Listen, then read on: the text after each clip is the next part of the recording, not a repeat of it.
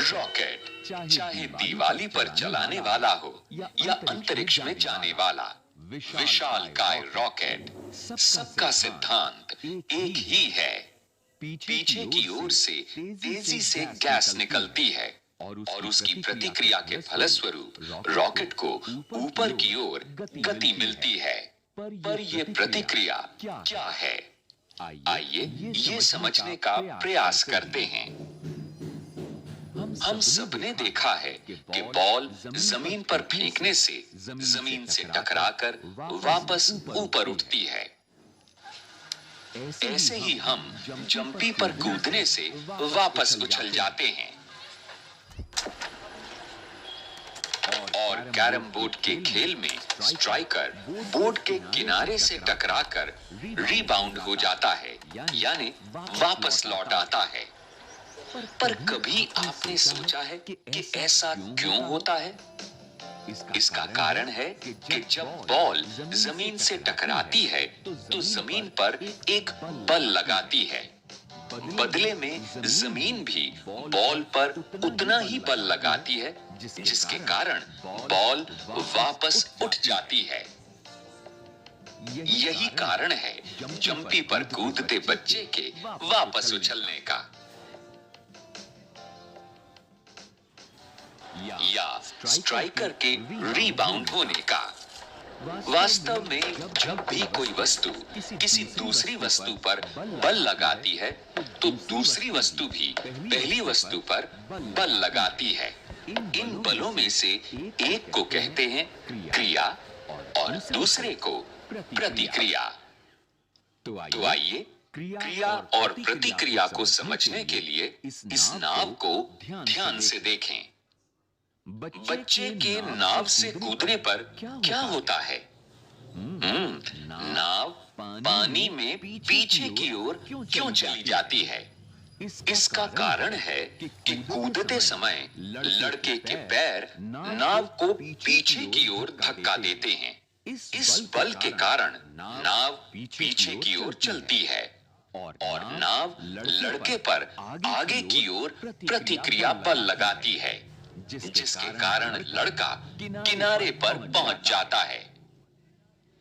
इसमें दो बल लगे, क्रिया नाव पर और प्रतिक्रिया लड़के पर। दो वस्तुओं के बीच लगने वाले बलों का विस्तार से अध्ययन किया प्रसिद्ध वैज्ञानिक न्यूटन ने और बताया कि ये दोनों बल परिमाण में बराबर तथा दिशा में एक दूसरे के विपरीत होते हैं। न्यूटन ने अपने इस कथन को गति के तृतीय नियम के रूप में व्यक्त किया। किसी भी क्रिया के लिए ठीक उसके बराबर और विपरीत दिशा में प्रतिक्रिया होती है।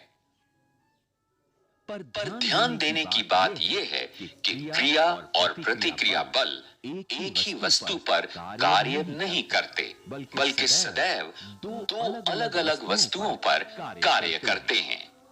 इस बात को समझने के लिए जरा इस लड़की को देखें, जो पहिए वाली कुर्सी पर बैठी है। जब लड़की मेज को सामने की ओर धक्का देती है तो कुर्सी पीछे चल पड़ती है।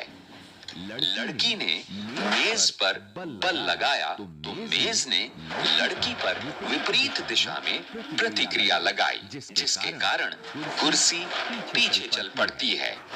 तो क्रिया लगी एक वस्तु पर और प्रतिक्रिया हुई दूसरी वस्तु पर। तो आइए क्रिया और प्रतिक्रिया पर आधारित कुछ मजेदार खेल देखते हैं।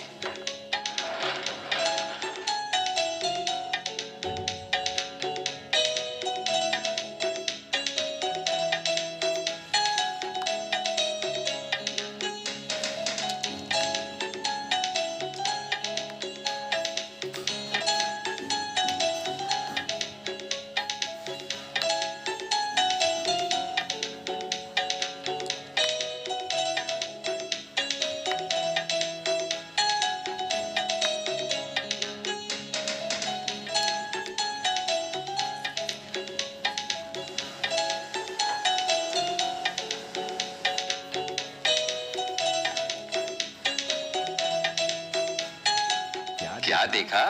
जब कार आगे बढ़ती है तब गत्ता पीछे की ओर चलता है। जरा सोचिए, यहाँ क्रिया प्रतिक्रिया बल किस किस वस्तु पर लग रहे हैं? दैनिक जीवन में और प्रकृति में अनेक स्थानों पर हमारा क्रिया प्रतिक्रिया बलों से सामना होता है। आइए जरा देखें। बच्चों, क्या आपने सोचा कि नाव को पतवार से चलाने के लिए हम क्या करते हैं? नाव चलाने के लिए पानी को पतवारों से पीछे की ओर धकेला जाता है। इस बल की प्रतिक्रिया के कारण ही नाव आगे की ओर बढ़ती है।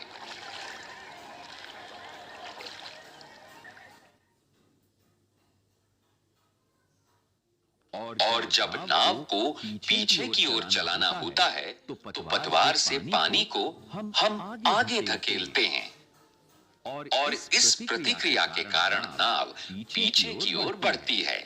जितने अधिक बल से पानी को हम धकेलेंगे उतना ही अधिक प्रतिक्रिया बल नाव पर लगेगा और नाव उतनी ही तेजी से बढ़ेगी। आइए अब हम इन तैराकों को देखते हैं। पानी में तैरते समय आगे बढ़ने के लिए तैराक क्या करते हैं? ये अपने हाथों और पैरों से पानी को पीछे की ओर धकेलते हैं, अर्थात पानी पर पीछे की ओर बल लगाते हैं और पानी तैराक पर प्रतिक्रिया बल लगाता है जो उसे आगे की ओर धकेल देता है। जब तैराक डुबकी लगाने के लिए डाइव करता है तो भी क्रिया प्रतिक्रिया बल कार्य करते हैं। यहाँ पर क्रिया प्रतिक्रिया बल किस किस वस्तु पर लग रहे हैं? तैराक डाइविंग बोर्ड को दबाकर उस पर क्रिया बल लगाता है और डाइविंग बोर्ड उसके ऊपर प्रतिक्रिया बल लगाता है, जिसके कारण तैराक को आवश्यक उछाल मिलता है। मछली भी पानी में आगे बढ़ते समय क्रिया प्रतिक्रिया बलों का ही उपयोग करती है। पानी को पीछे धकेलने के लिए मछली अपने फिन यानी पंख का उपयोग करती है। क्या आप बता सकते हैं कि यहाँ क्रिया तथा प्रतिक्रिया बल किस प्रकार लग रहे हैं? क्रिया प्रतिक्रिया बल का अनुभव बंदूक से गोली चलाते समय भी होता है। गोली तेजी से आगे की ओर निकलती है और उसकी प्रतिक्रिया के फलस्वरूप बंदूक पर पीछे की ओर धक्का लगता है। क्रिया प्रतिक्रिया का एक और उदाहरण देखते हैं। आग बुझाने वालों के पाइप से पानी बहुत तेजी से आगे की ओर निकलता है। इसके नोजल के पास लगे हैंडल को आग बुझाने वाले कर्मचारी को कसकर क्यों पकड़ना पड़ता है? क्योंकि तेजी से निकलते पानी की प्रतिक्रिया के कारण नोजल पर पीछे की ओर बल लगता है। यदि पाइप न पकड़ा जाए तो इस प्रतिक्रिया बल के कारण नोजल पीछे भागता है। वैसे उद्यानों में इस तरह के फव्वारे तो आपने देखे ही होंगे। जैसे ही पानी निकलना शुरू होता है तो ये घूमने लगते हैं। कभी सोचा है आपने ऐसा क्यों होता है? इसे समझने के लिए हम एक प्रयोग करते हैं। इस थर्मोकोल के ग्लास में हमने 4 सुराख किए हैं। ये सभी सुराख तिरछे किए हैं। ग्लास को एक बारीक धागे से इस तरह से लटकाया हुआ है। अब हम इस ग्लास में पानी डालेंगे। अरे ये क्या? ये ग्लास घूमने क्यों लगा? निकलते हुए पानी की प्रतिक्रिया के कारण ही ये ग्लास घूमता है और ऐसा ही होता है उद्यानों के फव्वारों में।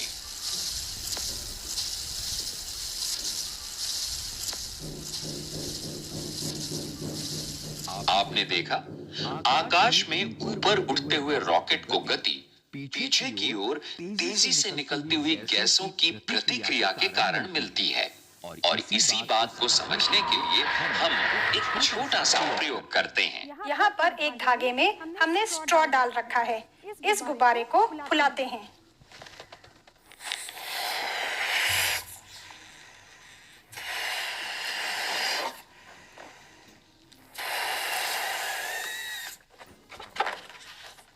इस गुब्बारे का मुंह हाथ से बंद कर लेते हैं।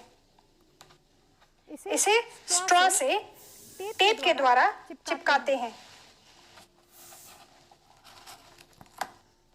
इस गुब्बारे के मुंह को यदि हम छोड़ दें तो क्या होगा?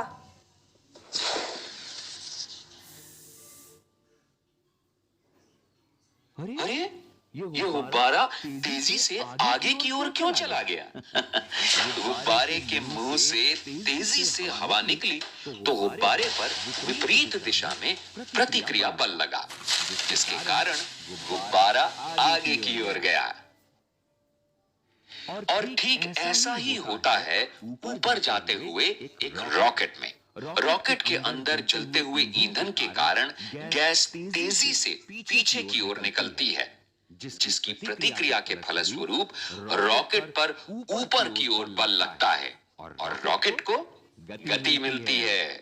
तो आज हमने अपने दैनिक जीवन और प्रकृति में क्रिया और प्रतिक्रिया के उपयोग के कई उदाहरण देखे।